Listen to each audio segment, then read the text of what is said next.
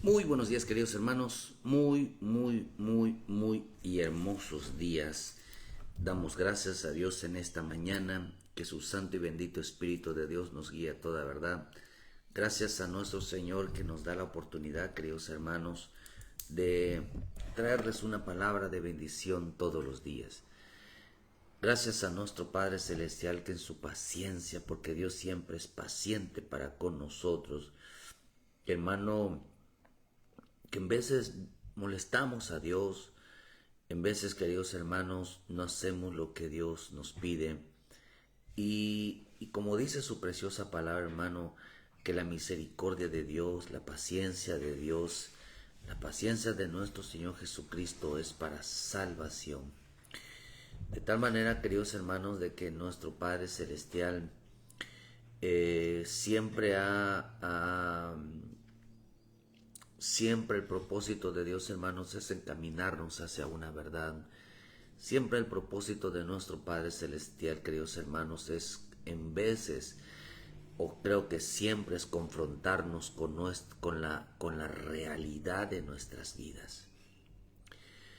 Por eso, hermano, nuestro Padre Celestial es tan bueno, tan misericordioso, queridos hermanos, que de una manera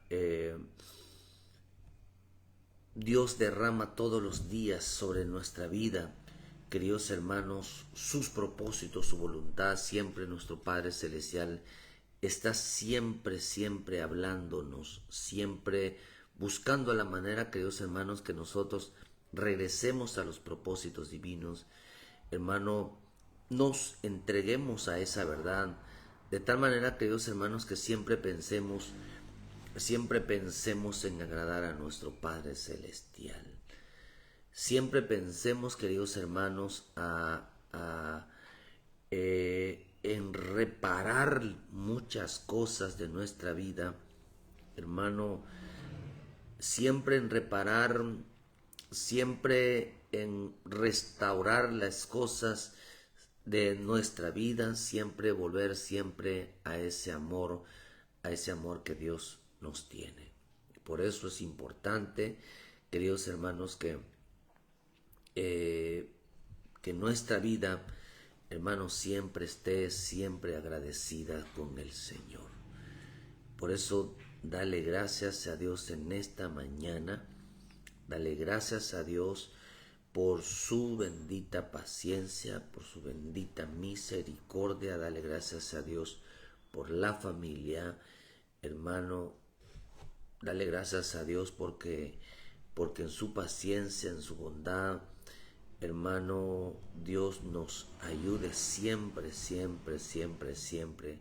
a buscar la voluntad de Dios. Quiero hablarles algo que el Señor puso en mi corazón en esta mañana de hablarles. Gracias a nuestro Padre Celestial que siempre tiene una palabra de vida para nuestras vidas. Es importante, queridos hermanos, que entendamos la importancia de lo que es la salvación. Siempre vivimos, queridos hermanos, buscando palabras que realmente satisfagan nuestra vida, realmente que reconforte nuestro corazón, nos traiga paz a nuestro corazón. De tal manera, queridos hermanos, que siempre buscamos, o el hombre siempre busca una palabra que lo haga sentir tranquilo, que lo haga sentir en paz, que lo haga sentir, queridos hermanos, que siempre Dios está con él. Ciertamente nuestro Dios está con nosotros. Cuando creemos, queridos hermanos, creemos en las palabras de Dios. Porque el hombre se desespera, porque desconoce lo que el Padre dice de su vida. Y por eso tenemos que aprender a esperar siempre en el Señor. Tenemos que aprender siempre a confiar en Él. Porque, como dice su grandiosa palabra, decía en el versículo en los Salmos 2, versículo 11, habla de que hay un Dios, queridos hermanos, que nos guarda, que nos protege. Bendito el hombre que confía en Jehová. Bendito el hombre que confía, pone su esperanza en Él. Porque no será abandonado, no será desechado, no será avergonzado. Pero en veces, queridos hermanos, nosotros no cumplimos como pueblo de Dios, no cumplimos con los mandamientos, no cumplimos con los propósitos de Dios cada día. Vivimos siempre como el pajarito en su nido, pidiendo que todo nos den en la boca. Y no habremos aprendido a comer o independizarnos, hermanos, de nuestra vida, porque demostrándole a nuestro Dios que realmente creemos y confiamos en Él. Pero fíjese que en este tiempo viviremos tiempos, queridos hermanos, donde el hombre no entenderá la salvación. En veces está mal enseñada la salvación. Pero quiero hablarles un poquito sobre la importancia del llamado a la salvación. ¿Por qué es que Dios nos llama a la salvación? En el libro de Marcos 5, versículo 18, al entrar él en la barca, el que había estado endemoniado le rogaba que se dejaba de estar con él. Mas Jesús no se lo permitió, sino que le dijo: vete a tu casa, a los tuyos, y cuéntales cuán grandes cosas ha hecho el Señor contigo, y cómo ha tenido misericordia de ti. Y se fue, y comenzó a publicar en Decápolis cuán grandes cosas había hecho Jesús con él, y todos se maravillaban. Vean que mi Señor Jesucristo, Él vino por las ovejas perdidas, Él vino por aquellos que estaban perdidos, Jesús anda buscando al pueblo, a su pueblo, anda recogiendo a los que son suyos. Pero Dios quiere que aprendamos nosotros también esa forma de buscar a los que son suyos. Los mejores seguidores son aquellos, queridos hermanos, los mejores discípulos son aquellos, no aquellos que andan predicando en los púlpitos, no aquellos, queridos hermanos, que andan predicando, queridos hermanos, en estadios, sanando enfermos, expulsando demonios. Los verdaderos discípulos son aquellos que van a casa, que van a su casa y les cuentan a Jesús, y les cuentan a su familia lo que Jesús ha hecho con ellos. Los que le cuentan a Jesús, queridos hermanos, los que le cuentan a la familia lo que Jesús, cómo ha tenido misericordia de ellos. Por eso el evangelio es una vida diaria. El mejor evangelio es aquel que se practica en casa. Ese es el mejor evangelio. Esos son los mejores discípulos. Los que viven de acuerdo con la palabra, los que cuentan. Cuéntales cuán grandes cosas ha hecho el Señor contigo. Desafortunadamente, la misma Escritura nos enseña, hermano, que los enemigos del hombre serán los de su propia casa.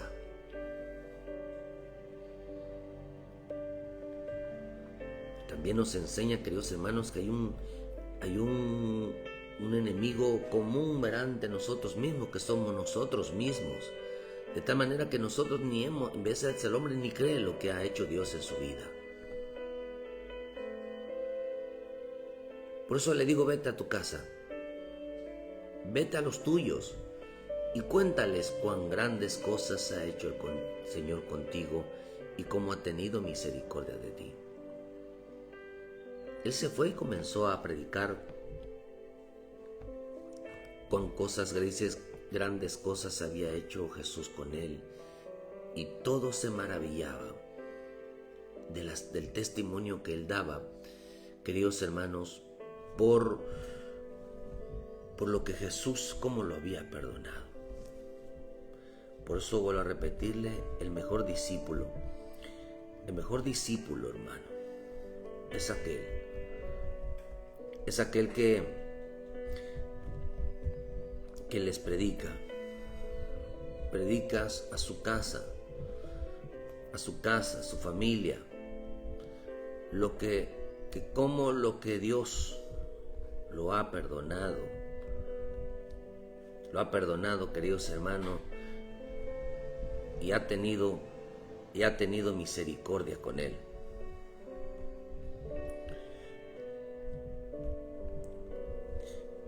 Por eso, esos son los mejores discípulos. Esos son los mejores discípulos, hermano, aquellos que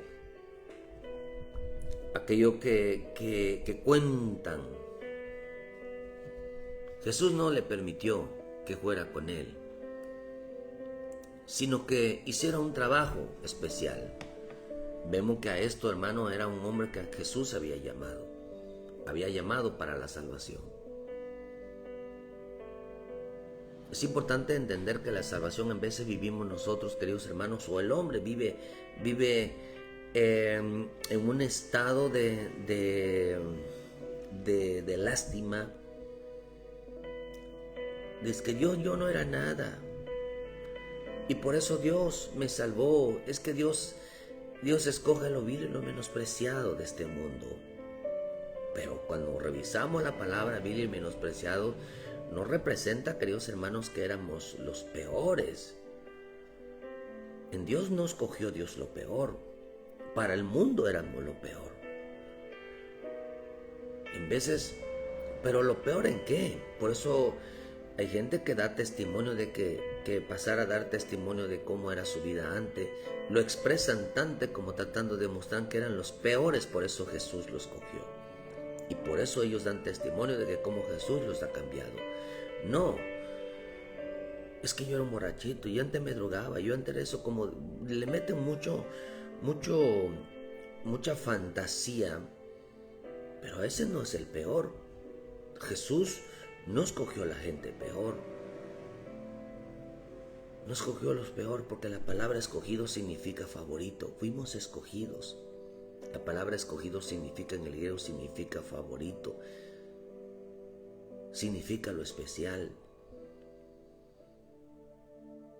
Porque en el mundo de Dios, en el reino de Dios, es contrario al pensamiento humano. Lo que el hombre dice le llama sublime, Dios le llama abominable. Por lo tanto, en el reino de Dios, las palabras del hombre son contrarias a las palabras de Dios. Lo que representa, queridos hermanos, si el hombre despreciaba, las creaciones despreciaban, queridos hermanos, a los hijos de Dios, no es porque son los peores, sino porque son los mejores.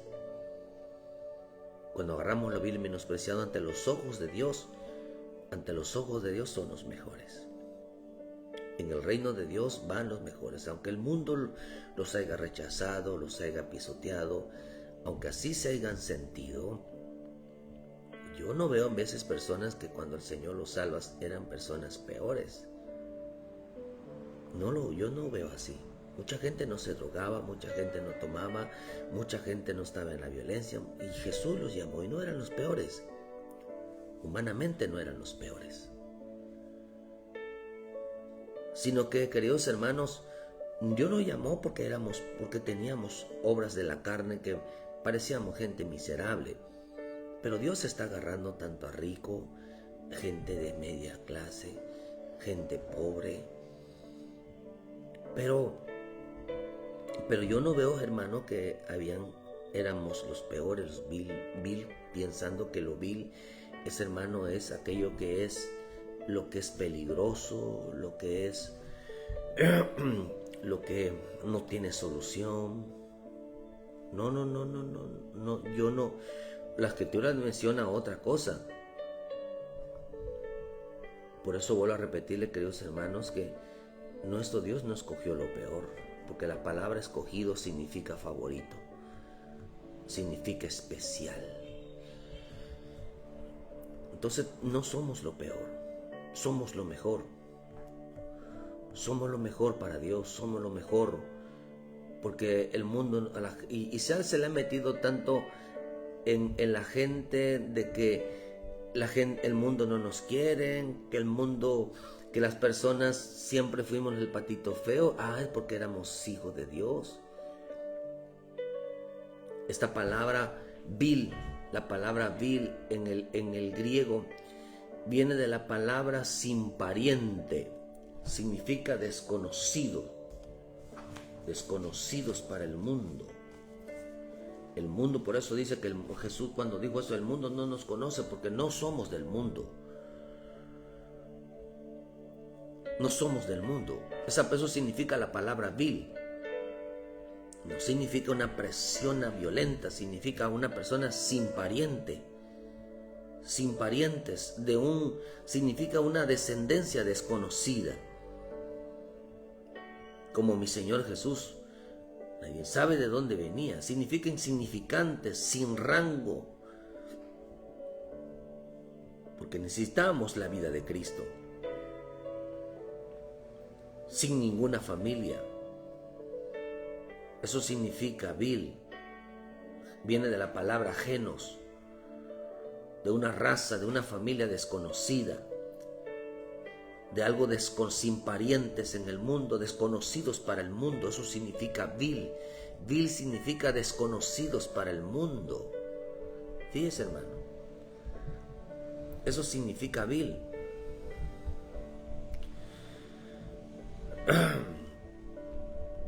Para el mundo. El mundo no nos conoce, pero el Padre sí. El Padre sí nos conoce. Eso significa vil. Vil viene de ese inmundo, sucio, andrajoso, inmundicia, deshonra, inferior, insignificante. También significa menospreciable. Menospreciable en el sentido, queridos hermanos, de que el mundo, dijo el Señor, ¿verdad? El mundo os aborrece, dijo el, ¿verdad? Porque no son de este mundo. Aborrece, dice, porque no son de este mundo. Eso significa vil, porque no son. Y no es porque el mundo te odie, y no es porque el mundo, queridos hermanos, las personas, porque cuando hablamos del mundo estamos hablando de las personas que no conocen a Cristo. Es que yo ante mí menospreciaban, me rechazaban. No representa eso, sino que realmente Dios ha escogido. Dice que antes de la fundación del mundo, Cristo nos escogió. Les escogió porque tú no perteneces a este mundo.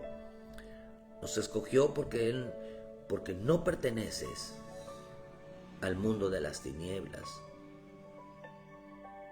Porque mucha gente, Dios los llamó para ser sus discípulos, para darles una encomienda.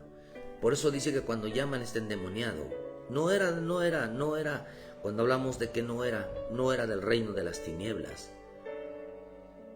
Nosotros no somos del reino de las tinieblas. Sin embargo, en Colosenses dice que fuimos trasladados del reino de las tinieblas al reino de su Hijo amado. Nosotros no somos de las tinieblas, no somos del diablo, somos hijos de Dios, somos del reino de la luz. De ahí somos. Entonces de ahí fuimos sacados con el propósito de entender que no somos del reino de las tinieblas, no somos de este mundo, no somos hijos del diablo, porque dice somos desconocidos para el mundo. Vil significa desconocidos para el mundo. Desconocíamos el reino de Dios. Significa, vuelvo a repetir, sin parientes. Por eso el Señor le dijo a Abraham: sal de la tierra de tu parentela. Sal de la tierra de tu parentela. Ellos no son tus parientes, ellos no son tu hermano. Tú no eres de ahí. Por eso dice, hermano, que voy a repetirle de que esta palabra también significa descendencia desconocida. El mundo dice que si fueras del mundo, el mundo los amaría, pero no eres del mundo. El mundo te ama, pero el mundo los amaría, pero tú no eres del mundo. ¿Por qué razón no eres del mundo? Porque a ti te ama Cristo. A nosotros nos amó Cristo. Y cuando nos amó, queridos hermanos, nos llamó con un propósito. Por eso ese mismo pasaje dice en el libro de Mateo 9, versículo 4, dice: conociendo Jesús los pensamientos de ellos, dijo: ¿por qué pensáis mal en vuestros corazones? Porque ¿qué es más fácil decir los pecados te son perdonados o decir levántate y anda? Pues para que sepáis que el Hijo del Hombre tiene potestad en la tierra para perdonar pecados. Dije entonces al paralítico: levántate, toma tu cama y vete a tu casa. Entonces él se levantó y se fue a su casa. Y la gente al verlo se maravilló, glorificó a Dios que había dado tal potestad a los hombres. Vean que siempre mi Señor Jesús, cada vez que perdonaba un pecado, cada vez que llamaba a estos hombres a la salvación, les decía: levántate, toma tu cama y vete a tu casa. Algunos los llamó, como los apóstoles, llamó, hermano, a seguirlo a él. Pero a otros los llamó, queridos hermanos, a los salvos los llamó, queridos hermanos, a que se fueran a su casa. Y no es porque Jesús no quería que se fueran, hermano, no quisiera que no lo siguieran. Porque el propósito de la salvación es seguir a Jesús. Y acá dice, queridos hermanos, que les decía: levántate, toma tu cama, vete a tu casa. Al endemoniado, al paralítico, a la mujer, a todos ellos a quien había sanado, les decía, les había perdonado, los había salvado. Les decía: levántate, vete a tu casa. Para que ellos fueran y dieran testimonio, queridos hermanos, cuánta misericordia Dios había tenido de su vida y cuántas grandes cosas había hecho el Señor en su vida. Vete a tu casa, vete a los tuyos. Yo creo con todo mi corazón que el mejor discípulo no es aquel que predica. El mejor discípulo es aquel que va a su casa y da testimonio de cuán grandes cosas ha hecho el Señor con él y cómo ha tenido misericordia. Yo creo, que hermano, que Dios está salvando familias. El verdadero trabajo de la salvación lo están haciendo, queridos hermanos, aquellos a quien Jesús escogió, a quien Jesús salvó, para hacerlo su discípulo, para que vaya a casa. Para mí es el más importante. La gente que trabaja, realmente los obreros que trabajan en la salvación, son aquellos, queridos hermanos, a quien Jesús escogió de cada uno a casa. Creo que los que están haciendo realmente el trabajo del Evangelio es la familia. Es la familia. ¿Por qué? Porque esa casa, tu vida, al mundo te desconoce. Y no es porque algunas te esté guerreando, tengas problemas con los vecinos, sino que el que realmente te ama, Él realmente llegó a amarte, usted sigue amando, es nuestro Señor Jesucristo. Él no ama a quien no es de Él, porque el mundo dice que lo aborrece, porque no es del mundo, eso dijo el Señor. Guárdalos del mundo. No son del mundo, pero Señor, te pido que los guardes del mundo. No son de este mundo. Y a eso significa, queridos hermanos, eso significa, los levantó. Les hizo entender que no son de este mundo. Levántate, despierta y entiende que no eres de este mundo. Entiende, queridos hermanos, que tu familia realmente, queridos hermanos, es la iglesia de Cristo. Por eso dice esta palabra levántate, significa, mediante la idea, hermano, de hacer acopio, de juntar las facultades de uno. significa despertar del sueño de estar acostado, de una enfermedad, de la muerte, de la oscuridad, de la inactividad, de la ruina, de enderezar lo torcido. Pero esta palabra también levantar significa, hermano, que levantar a una persona es para que ocupe un puesto en medio de su pueblo. Dicho por Cristo. Los salvos tienen un papel importantísimo. Que fueron levantados, que fueron despertados, que fueron escogidos para ocupar un puesto en medio del pueblo de Dios. Por eso tú, como hijo de Dios, como hija de Dios, el Señor te escogió para tomar un lugar importante dentro de tu propia familia. Por eso eres importante. Que la salvación no es, hermano, no es asistir a una iglesia, sino ejercer una labor. Los pastores no salvan, sino dirigimos. Lo que realmente salva es creer, hermano, en la palabra, creer en Jesucristo como Salvador. Pero, ¿para qué fuimos despertados? ¿Para qué fuimos abrirnos los ojos el Señor? Para entender que tenemos que ocupar un puesto, tenemos que ocupar nuestro lugar en nuestra casa. En nuestra casa.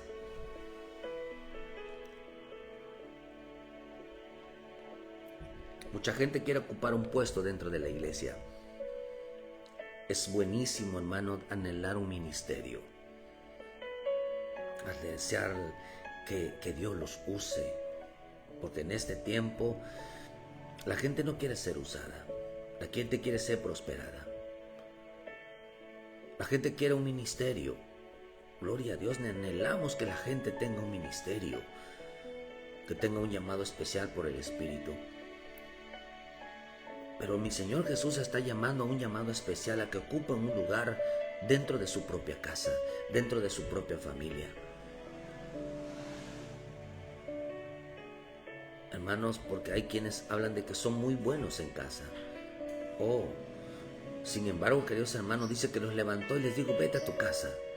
Los levantó de la muerte, los levantó de las tinieblas, les hizo ver, queridos hermanos, que no pertenecen a las tinieblas, les hizo ver que no pertenecen a la muerte, les hizo ver que no pertenecen, queridos hermanos, no son hijos del diablo, porque todo aquel que piensa en la salvación de su familia no es hijo del diablo. Todo aquel que entiende que es importante la salvación de su familia, que las almas de su familia alcancen la misericordia de Dios, es porque están trabajando en un propósito y porque están ocupando. Cristo los llamó a ocupar un puesto o un lugar especial dentro de su propia casa. Los llamó con ese propósito. Por eso dice que los despertó y les hizo ver, entender que el lugar que ocupan dentro de la casa. Por eso es que precioso es ver, hermano, cuando la mujer, cuando el esposo ejercen su función como esposa, como madre, como hija, como esposo, como padre, como hijo. Cuando los hijos ejercen su función,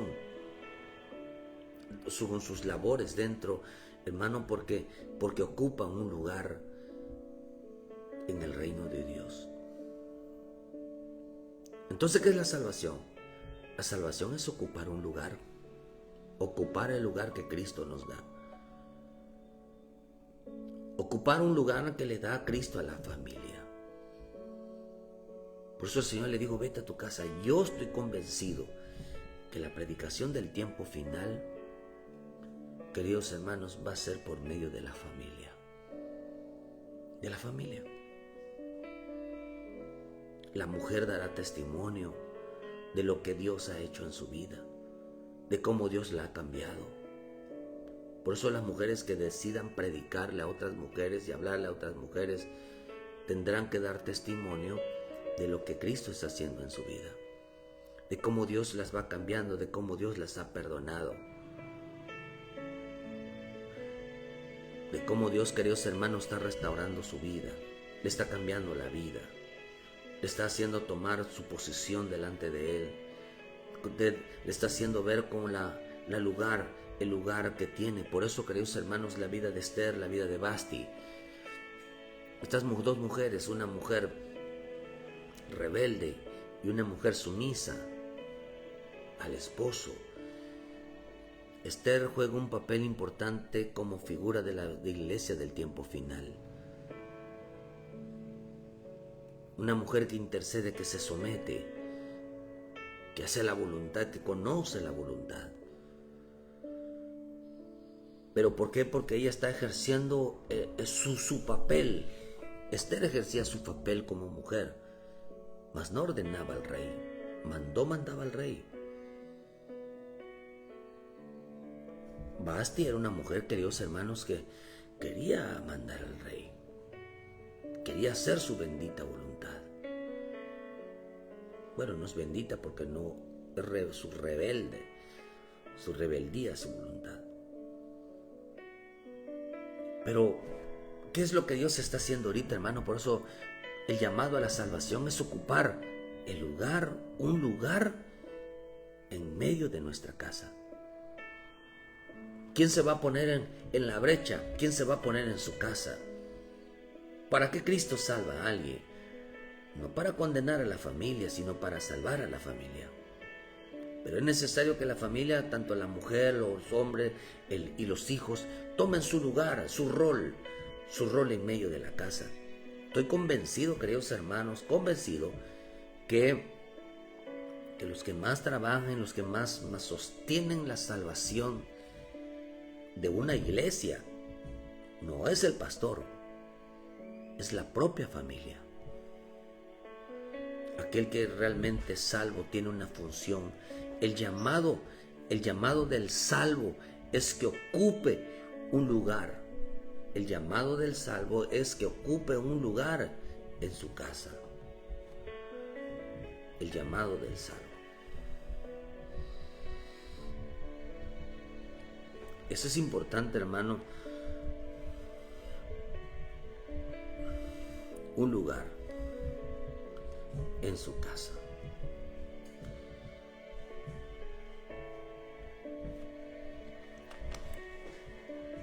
Y nosotros tenemos que cumplir ese lugar, mantener a la familia. Por eso cuando usted ve en el libro en Génesis, queridos hermanos, la vida de Noé, Noé dice que fue salvo él y toda su casa. Serás salvo tú y toda tu casa, le dicen al centurión en el libro de Hechos. El llamado del salvo es que ocupe un lugar en su casa. El llamado del salvo, hermano, es que cumpla, es que tome el lugar que Cristo les da. Que Cristo les da. Porque son una familia desconocida. Si Dios te escogió a ti, te escogió a tu familia, es, queridos hermanos, con el propósito de que entiendas de que son una familia desconocida. El mundo no los conoce, porque si fueran del mundo, el mundo los amaría. Pero a ti te ama más Cristo. Cristo no dio la vida por todos, sino por sus escogidos. Aunque la Escritura nos enseña, queridos hermanos, que cuando dice que Cristo murió, en el libro de Juan 3, cuando dice que Cristo murió, de tal manera amó Dios al mundo, que ha dado a su Hijo unigénito para que todo aquel que en Él cree no se pierda, mas tenga vida eterna. Pero no está hablando por todos, está hablando para aquellos que van a creer. Lo que está diciendo, hermano, es que Él murió de tal manera que ha dado su Hijo para todo aquel que está en el mundo, aquellos que están los hijos de Dios, aquellos a quien el Señor ya escogió de antemano, aquellos a quien Dios va a escoger, los que van a ejercer un propósito, los que el mundo aborrece. El mundo los odia porque tienen a Cristo, porque no son de este mundo. Por eso el Señor los dijo, Jesús cuando ora, hermano, en los Salmos, perdón, ahí mismo en Juan 17, cuando mi Señor Jesús ora por su pueblo, por sus hijos, dice en el versículo 9, yo ruego por ellos, no ruego por el mundo, no ruego por el mundo. Aunque dijo primeramente en Juan que había venido a ser salvo, o sea, él había muerto por el mundo, pero él dijo, yo no ruego por el mundo, sino por los que me diste, porque son tuyos, sino por los que me diste. ¿Por quién vino Cristo a salvar? ¿Por quién vino Cristo a dar la vida? Por los que son suyos, por los que vino a darles un lugar en el reino de Dios. Por eso Cristo vino a los salvos, aquel salvo viene a darles un lugar. ¿Cuál es el lugar de los salvos? Oh, su casa. Por eso la salvación empieza en casa, no empieza en la iglesia, empieza en casa. Y luego dice, y todo lo mío es tuyo y todo lo mío, dice, lo he glorificado en ellos. Y ya no estoy en el mundo, mas estos están en el mundo. Y yo voy a ti, Padre Santo, a los que me has dado. Guárdalos en tu nombre, para que sean uno como nosotros. No le dio el mundo, no les dio todas las personas, le dio a los que les han dado, a los que había él escogido. Cuando estaba con ellos en el mundo, yo los guardabas en tu nombre. A los que me diste yo los guardé, y ninguno de ellos se perdió, sino el hijo de perdición, para que la escritura se cumpliese. Y ahora voy a ti y hablo esto, dice, y hablo esto en el mundo, para que tengan gozo cumplido. Yo les he dado tu palabra y el mundo los aborreció, porque no son del mundo, porque tampoco yo soy del mundo. No ruego que los quites del mundo, sino que los guardes del mal. Vean lo que dice, el mundo, y yo hablo esto, dice, porque el mundo, yo les he dado tu palabra y el mundo los aborreció. El mundo no los amó. Eso significa vil. Vil significa desconocidos para el mundo. Dios escogió lo vil para ser salvos. Dios escogió a los que el mundo aborrece. Y no los aborrece porque me despreciaban, me rechazaban. No. Sino porque, hermano, dice que son una descendencia. Dice la Escritura, hermano, que Dios conoce a los suyos. Las ovejas conocen a los suyos. Dice en el libro de Juan. ¿Quiénes son? Dice, las ovejas oyen mi voz y me siguen. El cristiano que se le predica, queridos hermanos, salvación y acepta a Jesucristo es porque es una oveja. Es una oveja perdida. Y a eso es que es vil. Eso significa vil. Alguien que es desconocido para el mundo. Alguien que está perdido. Perdido es que no escucha la voz del pastor. No escucha la voz de su Señor. Está perdido. No logra encontrar esa voz. Pero cuando lo logra encontrar, Jesús les dice, vete a tu casa. Vas a ejercer una función. Vas a ir a predicarle a tu casa. Predícale lo que Dios ha hecho con las grandes cosas que Dios ha hecho contigo y cómo ha tenido misericordia de ti. Por eso creo yo profundamente, repito, que los mejores predicadores son aquellos que, hermano, mantienen a la familia en la salvación. Y les enseña, queridos hermanos, de cómo Dios ha tenido misericordia de ellos, cómo Dios los ha perdonado. Por eso le digo, levántate, anda. Nos levantó, dice, yo tomo un lugar importante. Cristo nos dio un lugar importante dentro de la casa. El llamado del salvo es que ocupe un lugar en su casa. Un lugar de salvación. Por eso en el libro de Hechos 5, versículo 29, respondiendo Pedro y los apóstoles dijeron, es necesario obedecer a Dios antes que los hombres. El Dios de nuestros padres levantó a Jesús, a quien vosotros matasteis colgándole de un madero. A este Dios ha exaltado con su diestra por príncipe y salvador, para dar a Israel arrepentimiento y perdón de pecados. Y nosotros somos testigos suyos de estas cosas. Y también el Espíritu Santo, al cual ha dado a Dios a los que le obedecen. O sea que el propósito de la salvación es sacar un hombre de la religión.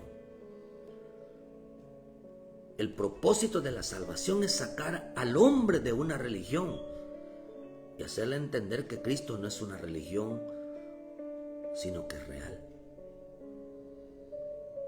Porque la gente entiende más, cree más en la muerte, creen más en el infierno, creen más en el diablo como en el sentido de que eso es real, y no creen en Jesús como algo verdadero, como persona, sino que a Jesús lo ven como una religión.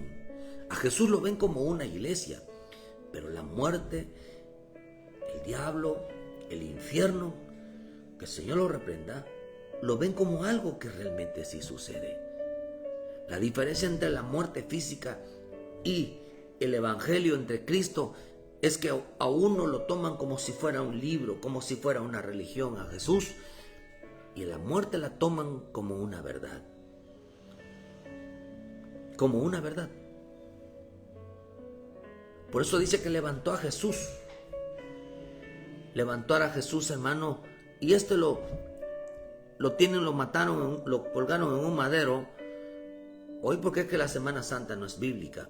Porque lo toman como algo, como una historia, como una cultura. No lo toman como algo real, que sirve para perdonar pecados a través del arrepentimiento. En el arrepentimiento no creen porque piensan que es una religión. No creen en el perdón de pecados porque es una religión, pero sí creen en la muerte. Porque creen que las enfermedades, las dolencias, los tipos de males, las ruinas, son reales. La perdición es real. ¿Por qué creen más en ello como algo real y no creen en Jesús como algo verdadero? Porque el propósito de la salvación es sacar al hombre de una religión y hacerle entender que Cristo no es una religión. Cristo es más verdadero que la muerte. Cristo es más verdadero, queridos hermanos, que una ruina, de una perdición. Porque mucha gente dice, bueno, es que aún lo único que no tiene solución es la muerte. Pero en Dios sí tiene solución. Hay mucha gente que Dios ha resucitado. Mucha gente a quien Dios ya le ha dado la oportunidad, después de muerto, le ha dado la oportunidad de volver a vivir. A Cristo lo ven como una religión, mientras que a la muerte lo ven como algo real y como una cosa inevitable. A los vicios lo ven como algo real, pero a Jesús como un libro, como una religión que no tiene poder para quitarlo. Pero nosotros la salvación que Dios nos dio es para que abriéramos los ojos. La salvación que Dios nos dio es para que abriéramos los ojos en el sentido, hermano, de que nosotros dijéramos que Cristo es más real que la muerte, es más real que los vicios, es más real que la perdición. Porque el que dijo el Señor que aunque esté muerto vivirá.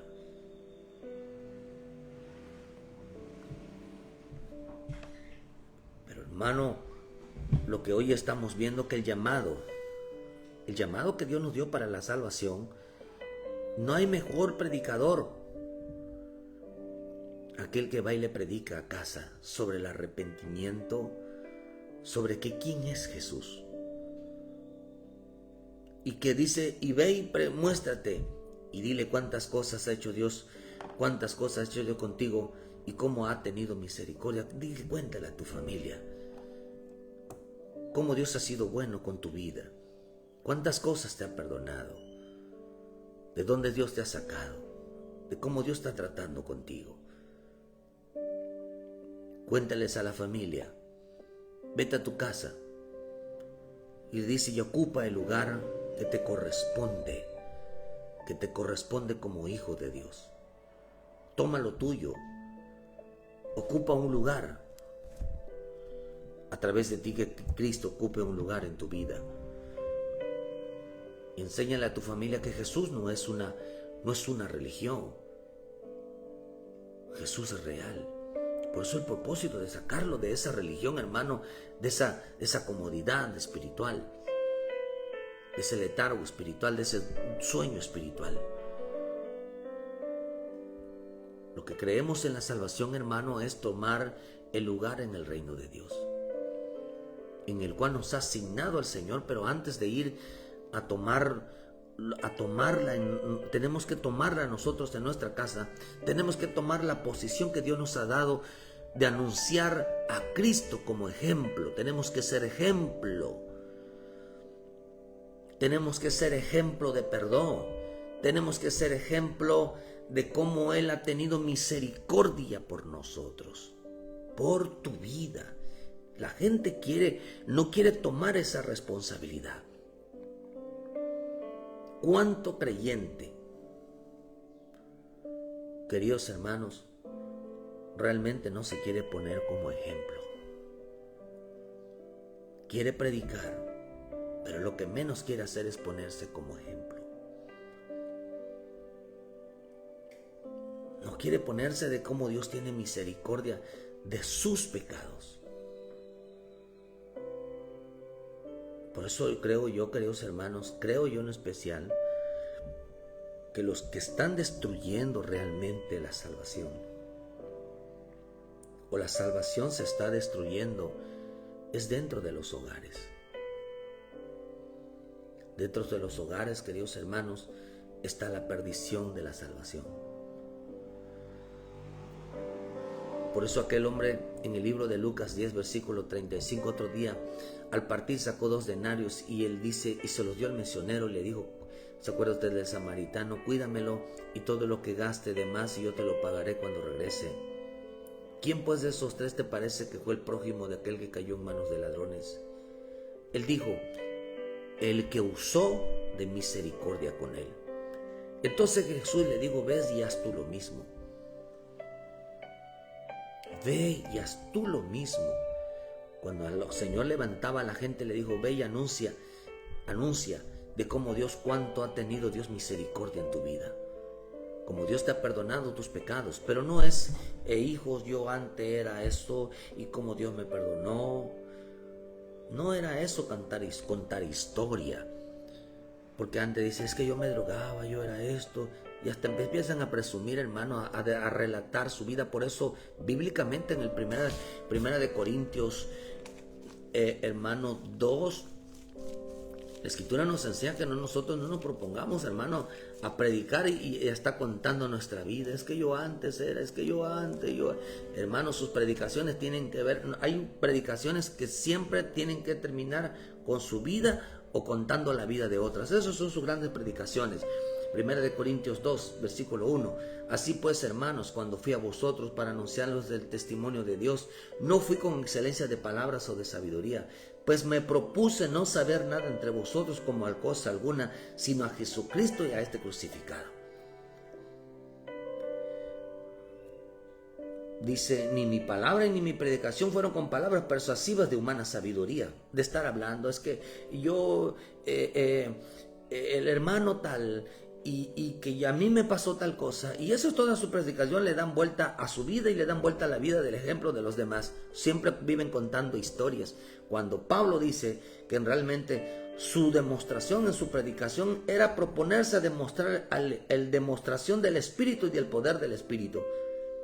¿Para qué? Para que vuestra fe no esté fundada en la sabiduría de los hombres, sino en el poder de Dios. Oh, gloria a Dios, cómo sabe, hermano, cómo Dios lo bendice, cómo Dios lo usa. No, tan tremendo, hermano.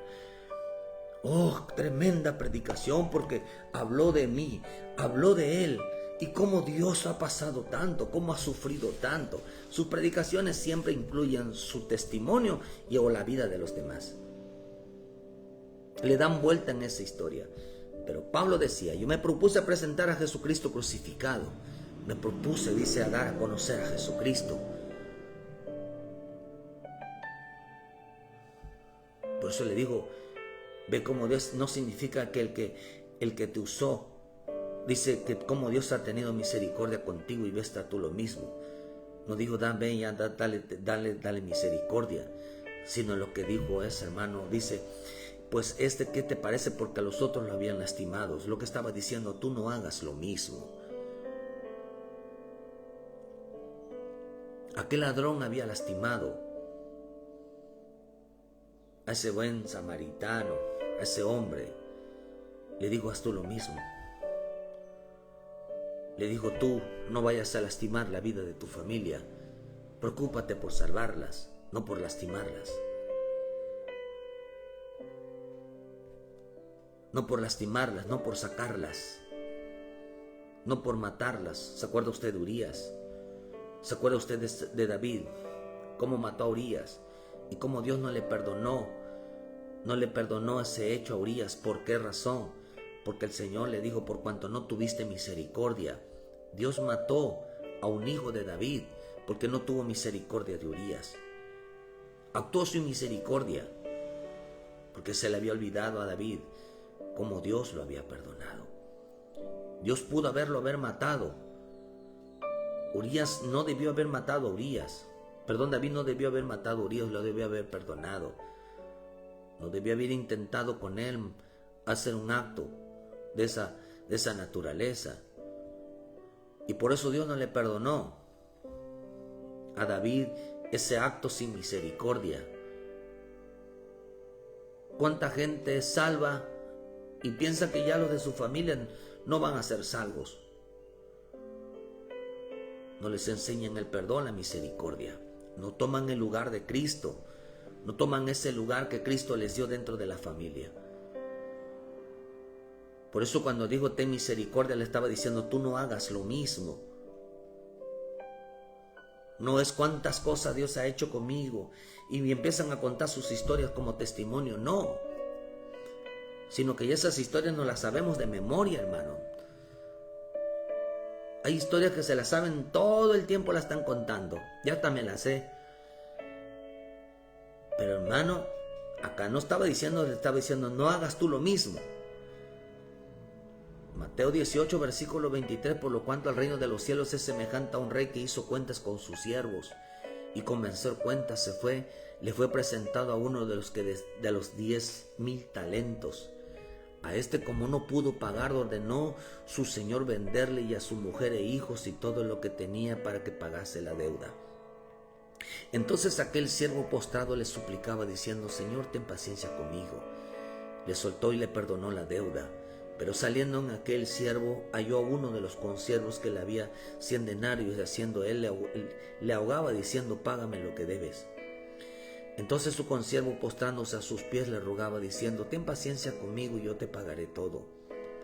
Viendo los consiervos de lo que pasaba, se entristecieron mucho y fueron y refiriendo a su señor todo lo que había pasado. Entonces llamándole su señor le dijo, siervo malvado, toda aquella deuda te perdoné, porque me rogaste. ¿No debías tú también tener misericordia de tu consiervo como yo tuve misericordia de ti? Entonces el Señor enojado le entregó a los verdugos hasta que pagase todo lo que debía. Así también mi Padre Celestial hará con vosotros si no perdona de todo corazón a cada uno de sus hermanos sus ofensas.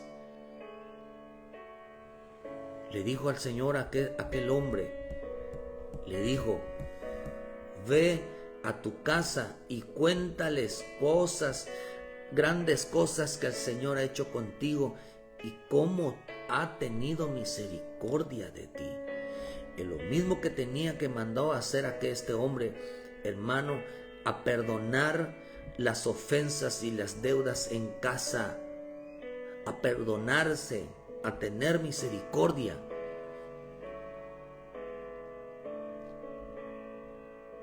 Y lo que tenían que hacer, hermano, era tener misericordia, aprenderse a perdonarse las ofensas unos con otros en casa. Por eso Santiago 12 dice, si hablad y así haced como lo habéis de ser juzgado por la ley de la libertad, porque juicios y misericordia se hará con aquel que no hiciere misericordia, y la misericordia triunfa sobre el juicio. Porque Dios lo había perdonado a aquel hombre, aquel endemoniado, aquel paralítico, aquella mujer, porque habían tenido misericordia. Dios tuvo misericordia para que ellos aprendieran a tener misericordia. Si los enemigos del hombre son los de su propia casa, perdonarse las ofensas, perdonarse las faltas, perdonarse, queridos hermanos, porque de eso depende la salvación. Enseñar a perdonar, enseñar a pasar por alto, que no juzguen, que no condenen, que no señalen dentro de la propia casa. Si algo hay división es dentro de la propia casa. Pero al salvo es un reflejo de la misericordia de Cristo. De cómo Dios tuvo misericordia, de que Dios no lo destruyó, de que Dios tuvo juicio, o sea, tuvo un juicio en nuestra vida, porque pudimos haber muerto, pudimos haber pasado alguna situación, hermano, y hoy enseñamos la libertad que tenemos en Cristo, en la palabra, de hacer lo correcto. La salvación es hacer cuentas. La salvación es hacer cuentas, hay que hacer misericordia. Por eso la mayor prueba del salvo, la mayor prueba de una persona que es salva, es que haga misericordia. Es que sepa perdonar los pecados de otros. El que sepa perdonar no solamente el pecado, sino el que sepa, hermano, en su vida reconocer cuánto Dios lo ha perdonado. El que sabe cuánto Dios lo ha perdonado, sabe perdonar. El que sabe, hermano, esto es importante, cuánto Dios lo ha perdonado,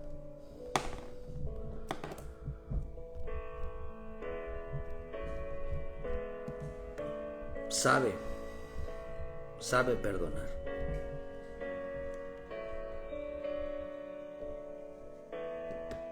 Ese es el propósito, que la salvación es aprender, hermano, a entender por qué Dios, por qué Dios nos perdona, porque a veces tenemos deudas con los demás.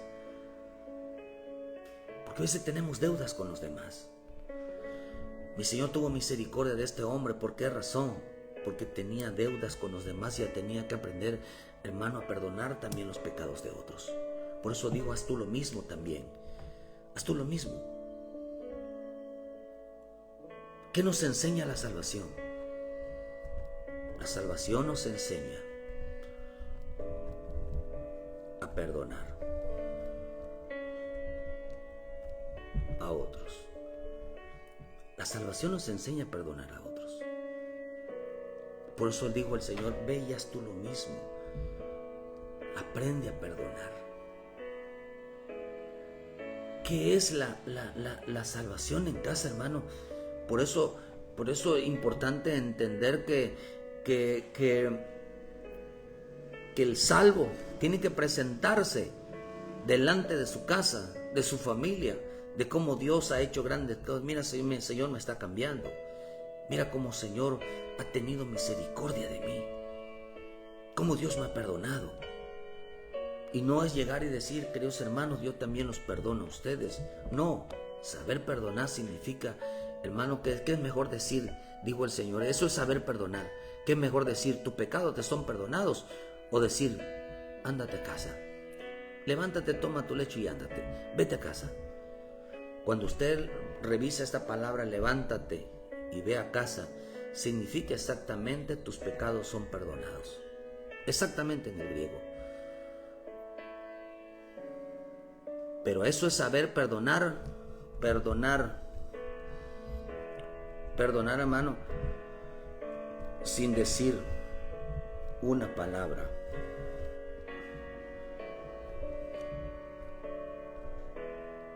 Eso es saber, esto es saber perdonar.